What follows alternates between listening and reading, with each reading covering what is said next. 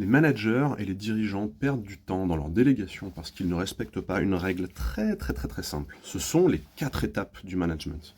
Alors comme j'ai pas le temps, je parle aujourd'hui que de la première étape. Et on verra les 3 autres dans de prochaines vidéos, vous restez connectés. En gros, le problème se présente comme ça. Le manager, il se trouve avec un truc à faire ou un objectif à atteindre avec son équipe. Et comme il n'a pas le temps de le faire, il va le déléguer.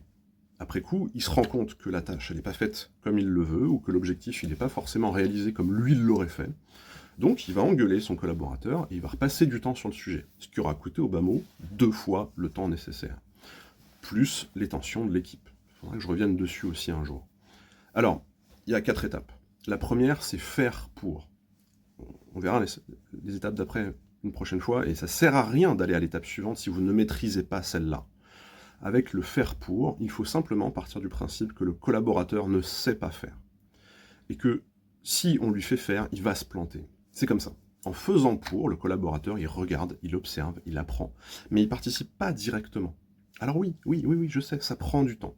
Mais encore une fois, il faut choisir. Est-ce que vous voulez prendre le risque de gâcher 2 fois le temps, au minimum, ou prendre la décision qui vous en fera gâcher le moins possible et adopter la bonne attitude managériale? Le temps, c'est ce qui vous sert à atteindre vos objectifs. Et mon objectif, c'est que vous atteigniez les vôtres en contrôlant votre temps.